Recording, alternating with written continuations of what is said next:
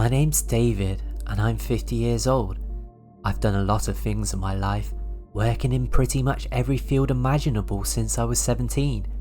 Because of that, I have a ton of stories, most of them funny and a little weird, but the one I'm about to share isn't funny at all. It's one of the most terrifying things that ever happened to me while I was on a job. This story began in the mid-2000s. I was living in London, England, and I had just started a job as a credit administrator for a rental company. I was in my late 20s, a complicated time for me. After dropping out of university a few years earlier and working non-stop, I'd invested all of my savings, convinced I was going to get rich. Instead, I lost everything in bad business deals and was living in a small apartment I couldn't even afford. The bills were piling up, so I desperately needed a decent paying job. That's when an old friend called me. He said he was leaving his job as a credit administrator and the company was looking for a replacement. When he told me about the job, I naively thought the company rented furniture and appliances to businesses for events and they just returned the items afterwards. I figured, how hard could it be? Once I was hired, I realized I was completely wrong. I discovered the company's business model was to rent household equipment to low-income people, with their main clientele being social assistance beneficiaries. The low rental fees for TVs, sound systems, refrigerators, and other appliances were attractive to people who couldn't afford to buy these things outright. However, these rentals would take years to pay off, and in the end, people would pay 10 to 20 times more than the items were worth. My fancy job title, Credit Administrator, was just a clever name for a repo man. My job was to reprocess items from people who defaulted on their payments. As you can imagine, this led to some uncomfortable situations.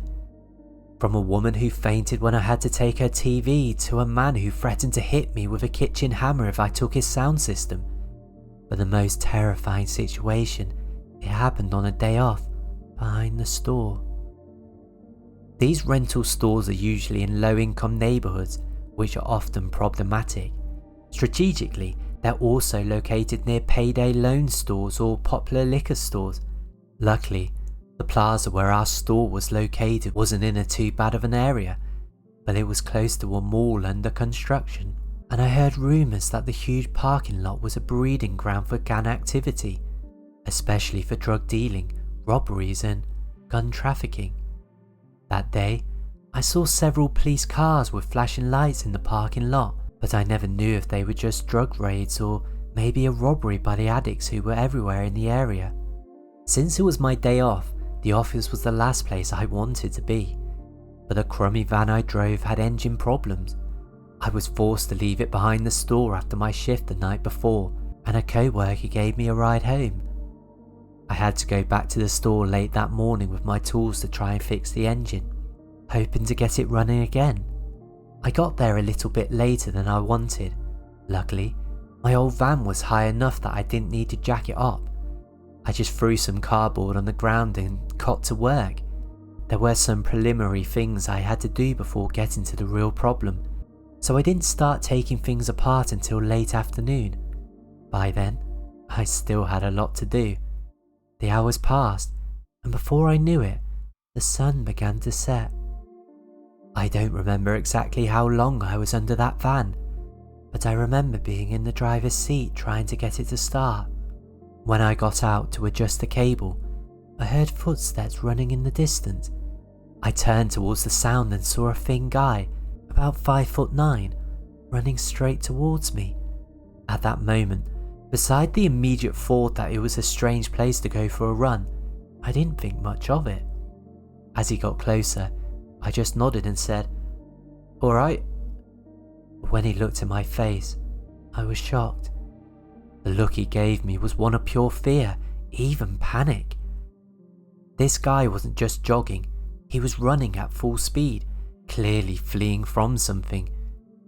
He was a young man in his 20s and didn't look bad at all. I stood there and watched him run towards the dumpsters and then just disappear. It wasn't entirely strange to see people behind the plaza.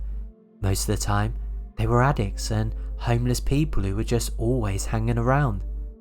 But this guy didn't look like that, and I'd never seen him before. I tried to ignore it and decided to get back to work, but not even 30 seconds passed when I heard footsteps again. I turned and saw another man running towards me. As he got closer, I noticed he was bigger and maybe in his 30s.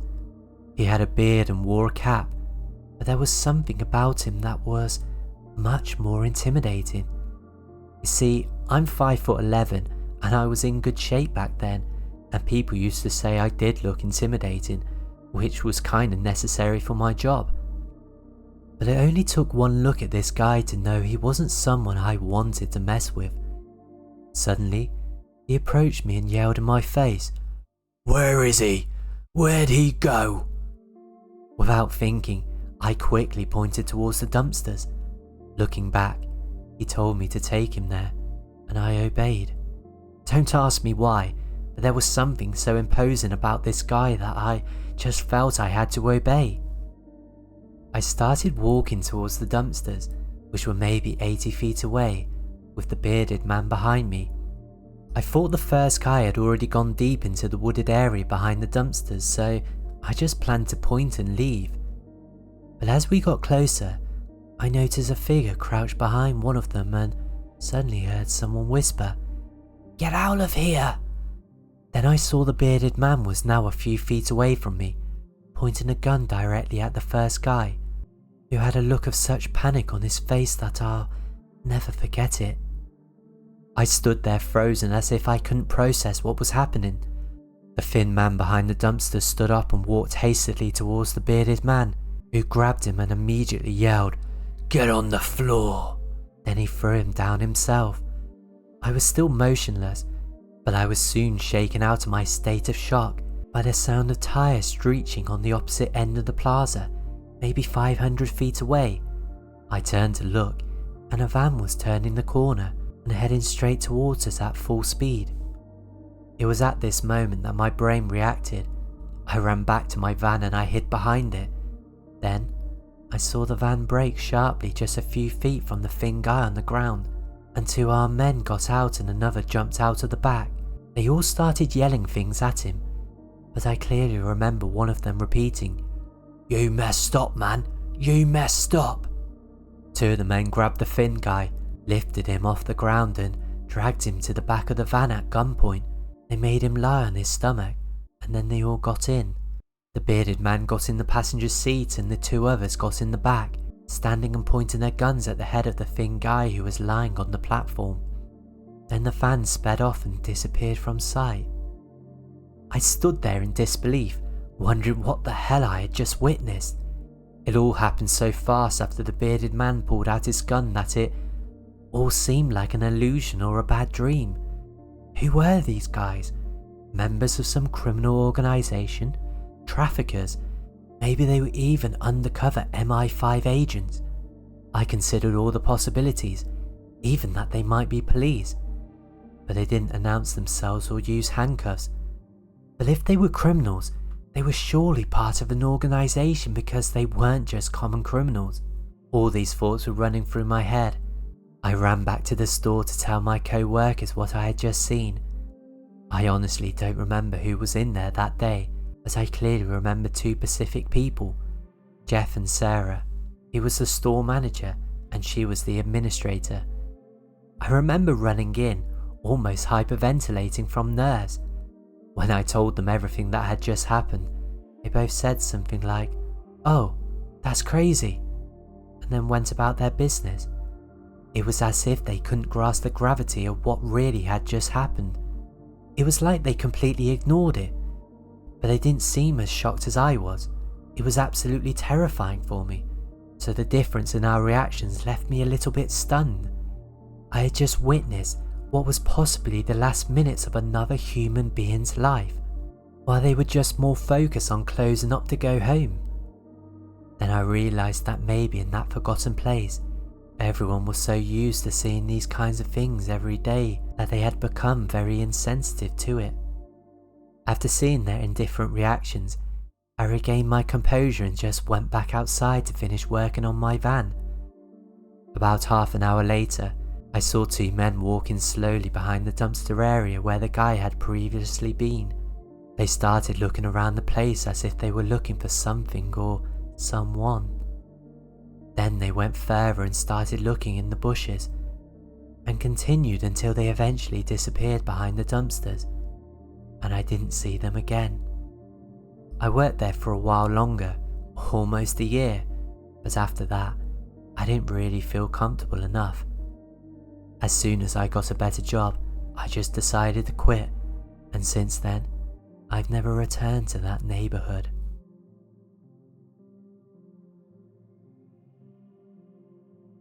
My name is Bob, and I currently live in the United States. A few years ago, when I was younger, I moved out of my parents' house and rented a property.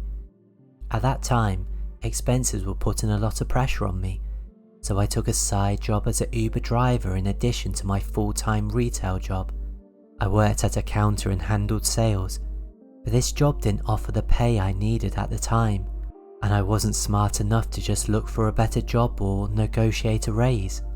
At the time, it was the best I could find, and I didn't want to risk being unemployed. Instead, I did what many young workers do these days and got a second job. I was living in a big city and driving the nicest car I've ever owned. Plus, I always loved being on the road because my dad used to be a truck driver and I would occasionally travel with him, so working for Uber made a lot of sense in my mind. This was about 10 years ago, so the company had just successfully launched and was booming all over the country. You'd hear about people earning six-figure salaries just by driving people around their community, people you also talk to and be entertained by. At the time, everyone told me the same thing. It was easy money, you could earn hand over fist. I can't say that's what I got out of the job, and while I certainly earned a decent amount, it wasn't like I was doubling my income as I thought, but I was moving forward according to my expectations at the time. However, this also put me on a new level of physical and mental exhaustion because I had to sacrifice sleep to have productive Uber shifts. This meant that I would always leave my retail job around 6 PM, eat something quick, and then go to work for Uber until midnight. I quickly learned that anything after that hour was just a bad crowd, people you wouldn't want to have in your car. This was when Uber didn't have the protocol it has now, so it wasn't strange for some pretty bizarre things to happen in the back seats of these cars. That night, I had been in this new type of work for about 6 months and had learned how to work double shifts, where the high yield areas for picking up passengers were, and how to make a quick turnaround on both drop-offs and get back to the downtown areas. There was a spot downtown where I always used to park during breaks, which was strategically close to several of the city's most important points of interest for getting clients. This was a hospital where I'd take advantage of its Wi-Fi to check my phone or eat something quickly without having to worry about the hustle and bustle of the traffic. There was also several fast food places and convenience stores nearby, all to keep me in the game while I needed a few minutes. Sometimes I was so exhausted that I would just stop there between services and take a quick 10 or 15-minute nap to recharge and not end up falling asleep while driving. Returning to that night, I was at the end of my exhausting cycle. I was definitely about to reach my limit. I did my usual routine where I entered the hostel while waiting for a client. It was an unusually slow night and I was waiting. There were a lot of passengers, so I didn't really know what to do. I told myself I'd make more money later that night, but for now, I should take a short break. So I went and brought an energy drink from a vending machine in the lobby. I drank it in the car and tried to stay awake, sitting in the driver's seat. Then I put on my favourite playlist, but sleep got the better of me, and I passed out right there. I wasn't asleep for long, but it was deep, catatonic rest. You know, when you fall asleep in the arms of Morpheus with your mouth wide open, drooling and snoring. But while it was a necessary sleep, There was something about it that I really hate, and that's the feeling of waking up when you shouldn't have been asleep. It's when my brain starts to overcompensate and I can't remember where I am, who I am, or what I am. Nothing. And just like that, I woke up from the deepest of dreams. I started to feel uncomfortable because my head was at a strange angle. I made this kind of groaning sound when I came back to the world of the living, and then I realised I was still in my car. It was still night, and the same playlist was playing through the speakers. I checked the clock, and it turned out I had only slept for about 15 minutes. I took a big deep breath through my nose and then settled into the seat. While it wasn't the longest nap in the world, it was restorative. I can't deny it. I checked my phone and I saw that I hadn't missed anything, but there was a client nearby that I could approach and earn a few dollars. So I took another drink of my Red Bull, looked around and then at my rearview mirrors. And then I stopped at that point because I saw something wrong in my rearview mirror. If my eyes weren't deceiving me, there was a person sitting right behind me in the middle seat. At that moment, we made eye contact, and we were both silent for a couple of seconds. I turned around and, sure enough, there was a man sitting less than 12 inches away. I noticed he had a small smile on his face and just nodded as if we were acknowledging that I had been asleep. It almost seemed like a small greeting from him. It scared me quite a bit, but I kept my composure before assuming anything.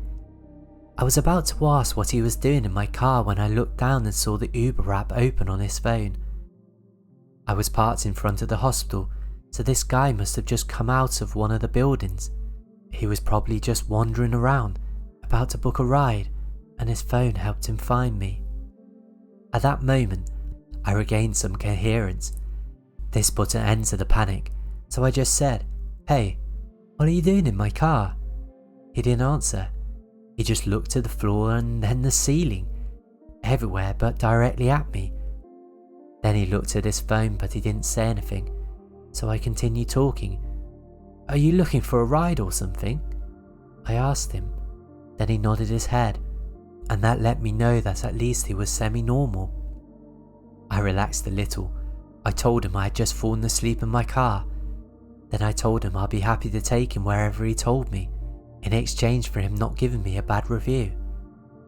I also didn't want him to say that he found me asleep in the car. We laughed about it.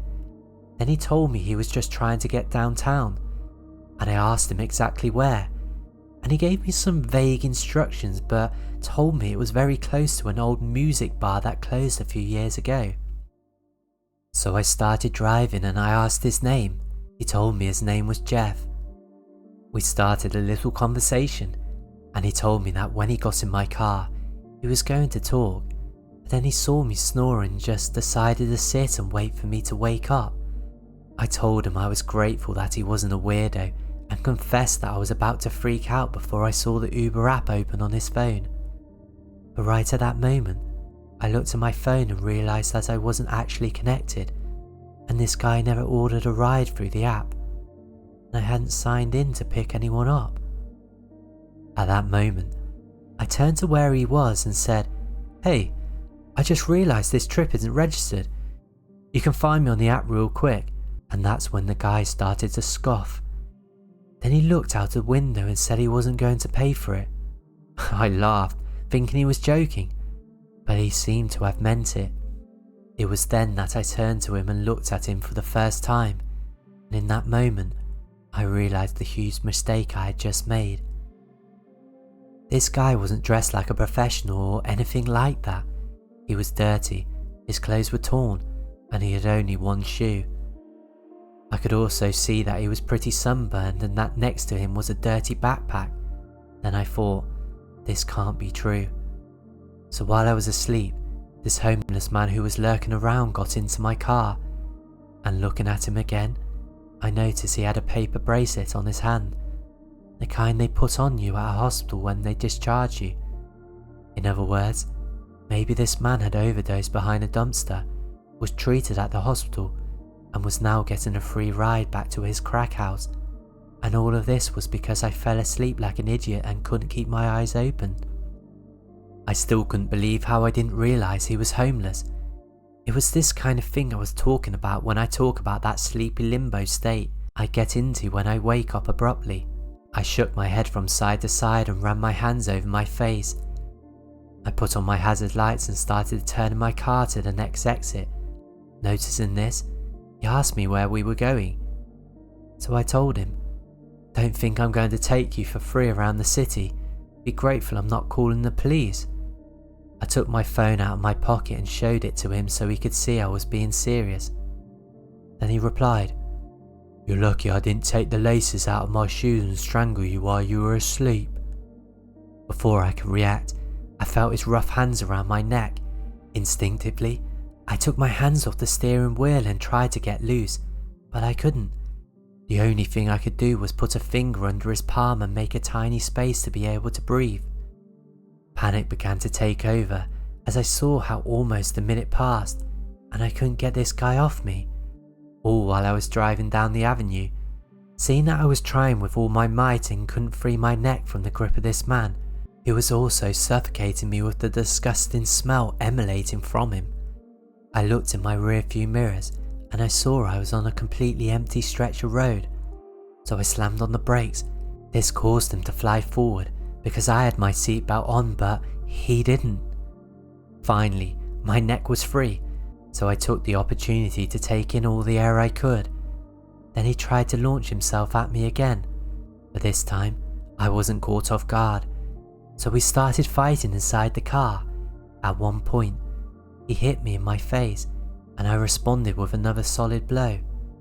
Then he tried to grab my neck again, but I didn't let him, and while we were struggling, I managed to grab my phone and dial 911. When he saw that I called the emergency services, he started to threaten me and tried to snatch the phone away, but he couldn't. While he was yelling profanities at me, he started grabbing his things and got out of my car and started walking down the sidewalk, ranting things against me. It was then that I saw myself in the mirror and noticed blood coming out of my nose. And I also saw that I had bruises on my neck and some scratches on my face from the fight. After that, I went back to the hospital to get treated, and while they were doing it, I told the nurse who attended me about the incident. Then she looked at me with wide eyes and gave me a description of a man, asking if it was the same one. I told her yes.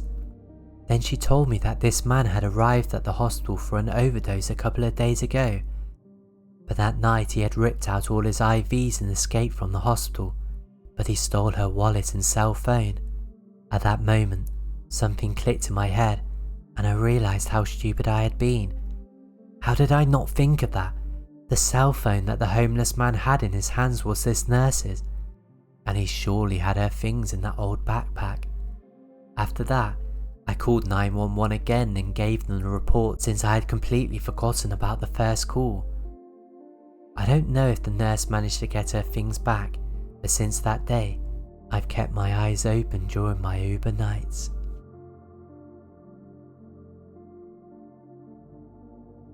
When I was 27, back in 2020, I used to work the night shift as a security guard in my apartment building.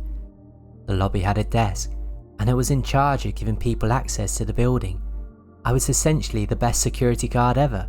I made sure whoever entered the building either lived there or was a guest of a resident, and for that, I needed the resident's approval. My shift was from 10 PM to 6 AM, so as you can imagine, there wasn't much action. Especially after midnight, just the occasional tenant coming home drunk after a night out, but that was only on some weekends, not always. The residents of this building were mostly office workers or employees of nearby companies since it was very close to a business park. However, there was one day that definitely made up for all the uneventful ones. That night, I was in the middle of my shift, trying not to fall asleep, when I suddenly saw movement on one of the garage cameras. The garage was next to the building, but to enter, you had to get to the main doors and, of course, have me authorize your access. At that moment, someone was walking through the garage towards the stairs that led to the lobby area. I hadn't seen anyone enter that area, but I was pretty tired that day and maybe I'd let my guard down. This person entered the garage and parked their car. I watched as the person went up the stairs and approached the door to enter the lobby, and immediately pulled on the door to open it. Apparently, this person didn't know that they had to be authorized by me. Through the glass, I could see that it was a young person, maybe around 30 years old. He looked back at me and signaled for me to open the door. It was clear that he didn't live there, so I walked to the entrance, approached the door, and told him he had to leave. The man began to explain that he was there to see his friend and needed to get in. I hadn't received any warning about this person, and there was no note indicating he was supposed to be given access to the building, so for me, the answer was no, and I made sure he knew that. Seeing my refusal to let him in, the man looked at me angrily and insisted that he had to see his friend that night. When I once again told him I wouldn't let him in, he started hitting the door and gesticulating on the other side. As he moved his arms up and down, his sweater briefly lifted, and I also saw that he had a gun tucked in his waistband. Realizing this, I was really worried. The last thing I wanted was for this guy to shoot me. Fortunately, this was security glass and it was designed to be bulletproof. This was the case because the building belonged to a banker, and he took the security of his properties very seriously. That night, I couldn't have been more grateful for it. The guy, who I noticed had a small black backpack that was barely visible because it was the same colour as his clothes, began to lose his patience and started to threaten me. I told him that if he didn't leave immediately, I would call the police. Then, when I refused to open the door again and threatened him with the police, the man pulled out his gun, and before I could react, he took 2 steps back and fired 3 shots at the glass in my direction. Honestly, in that moment, out of pure instinct, I covered my face and part of my torso with my forearms. But when I turned to look at him, I realised that he was as surprised as I was, shocked.